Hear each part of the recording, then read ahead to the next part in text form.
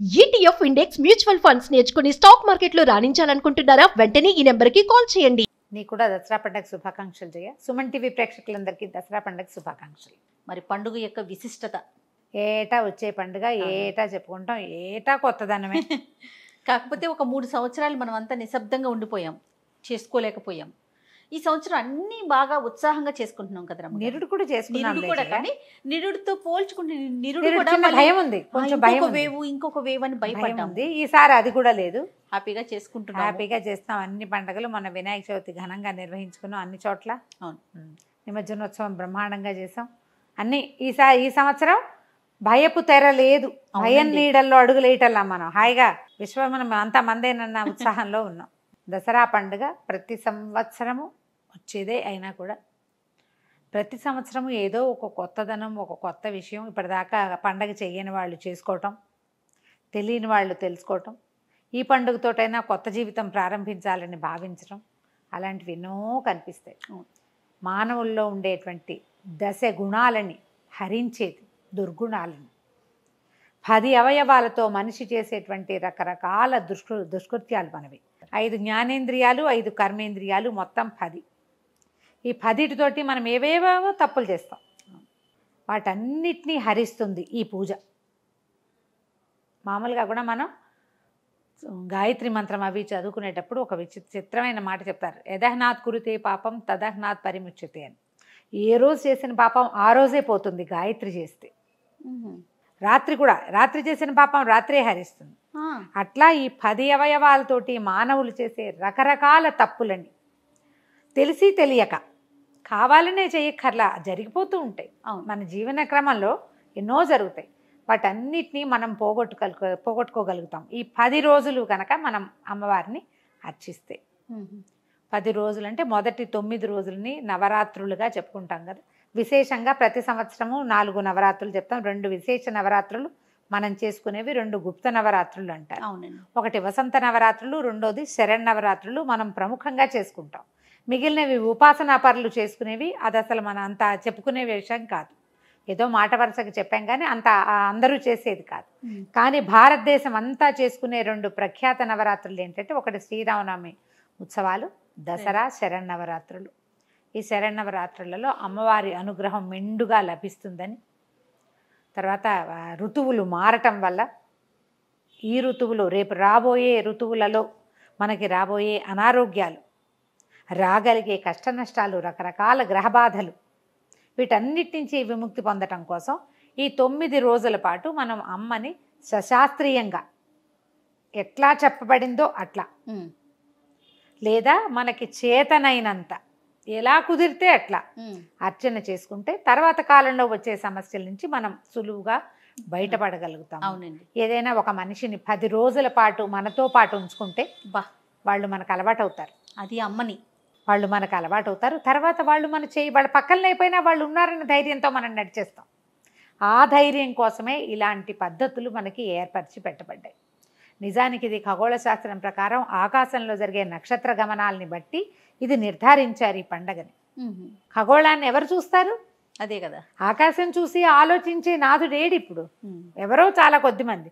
మిగిలిన వాళ్ళంతా దాని వలన వచ్చినటువంటి ఈ పండగని చక్కగా శాస్త్రబద్ధంగా పద్ధతి ప్రకారం వీలు వెంబడి మానేయకుండా చేసుకుని ఈ ధైర్యం మనకి ఏది కావాలో దాన్ని మనం పొందుతాం. అవును, ఈ పండగల్లోనే చెప్తారు. శ్రీరామనవమి రాముల వారు కూడా దసరా శరన్నవరాత్రులు చేశారని, దేవీ నవరాత్రులు ఆయన కూడా ఆచరించిన తర్వాతే యుద్ధానికి సన్నద్ధుడయ్యాడని చెప్తారు. ఈ శరన్నవరాత్రుల తర్వాతే పాండవులు తమ తాలూకు అజ్ఞాతవాసాన్ని వదిలిపెట్టారు. 10వ రోజున వదిలేరు. ఈ శరన్నవరాత్రుల్లో చివరి రోజు కదా, దశమి నాడు రాముల వారు ప్రయాణం మొదలు పెట్టుకున్నాడు, యుద్ధం అని శంఖారావం పూరించారు. ఈయన కూడా అర్జునుడు కూడా తన తాలూకు ఆయుధాన్ని సంపాదించేసుకున్న తర్వాత ఇక ఆ రోజుతో అజ్ఞాతవాసం పూర్తయిపోయింది. ఇలాంటి ప్రఖ్యాత పురాణ గాథలన్నీ చెప్పుకుంటూ మనం దసరా పండగని పద్ధతి ప్రకారం చేసుకుంటాం. ఈ దసరా పండగలో 9 నవరాత్రులు చేయటం, 9 రోజులు నవరాత్రులు అంటే 9 రోజులు కదా, 9 రోజులు అర్చన చేసుకోవటం ఒక విధానం. 9 రోజులు కుదరకపోతే త్రిరాత్ర వ్రతం అంటారు. 3 రాత్రులు, సప్తమి, అష్టమి, నవమి, ఈ 3 రాత్రుల్ని అయినా చేసుకోవచ్చు. ఇంకొకటి ఉంది, 5 లలితావ్రత నుంచి పంచమి నుంచి పూజించే విధానం కూడా కొన్ని చోట్ల కనపడుతుంది. మనం ఏం చేస్తాము, 1వ పాడ్యమి నుంచి నవమి దాకా చేస్తాం కదా. కొన్ని ప్రాంతాల్లో తది నుంచి చేస్తారు. 3వ రోజు నుంచి మొదలుపెట్టి చేసే విధానం కూడా కనిపిస్తుంది. మనకైతే పాడ్యమి రోజు నుంచి బాలకుమారి వేషధారణ చేస్తాము.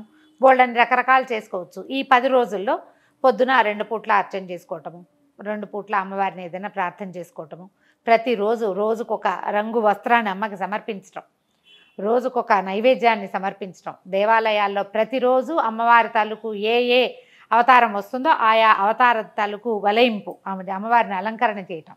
అదే కాకుండా మనం ఈ దశమహావిద్యల స్వరూపాలు కాకుండా నవదుర్గా విశేషాలతోటి కూడా కొన్ని దేవాలయాల్లో కనపడుతుంది. మనకేంటంటే చాలా రకాల దేవాలయాలను, ఇప్పుడు మన విజయవాడ కనకదుర్గమ్మవారి దేవాలయంలో ఒక రకం, మన హైదరాబాదు పెద్దమ్మవారి దేవాలయంలో ఒక రకం, శ్రీశైలం భ్రమరాంబిక ఆలయంలో ఇంకొక రకం, ఇవి కాకుండా మళ్ళీ శృంగేరి శంకర మఠాలలో ఒక రకం.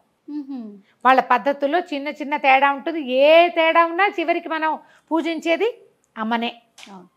ఆమెకు ప్రీతిపాత్రమైన అలంకారం స్వరూపము, తర్వాత ఆమెకు ప్రీతిపాత్రమైన నైవేద్యము, ఆమె కోసం చదివేటువంటి రకరకాల స్తోత్రాలు స్తుతులు, లలితా సహస్రనామం కావచ్చు, అన్నపూర్ణాష్టకం అని, దుర్గాష్టకం అని, ఏదో ఏది కుదిరితే అది, ఏ రోజున ఏ అవతారం వస్తే ఆ అవతారానికి సంబంధించిన అష్టోత్తరం చదువుకోవటం చేసుకోవచ్చు. ఇందులో ఏంటంటే ఎంత పెద్దదైనా చేయొచ్చు మీ శక్తి అనుసారం, ఎంత చిన్నదైనా చేయొచ్చు, చేయాలంతే, మానకూడదు. ఈ 10 రోజుల పాటు నిత్యము శ్రద్ధగా ఒక పటం చూసుకుని దండం పెట్టుకున్న ఫలితం లభిస్తుంది. ఇవి ప్రత్యేకమైన రోజులు అవటం వల్ల సాధారణ నమస్కారం కూడా ఫలితాన్ని ఇస్తుంది.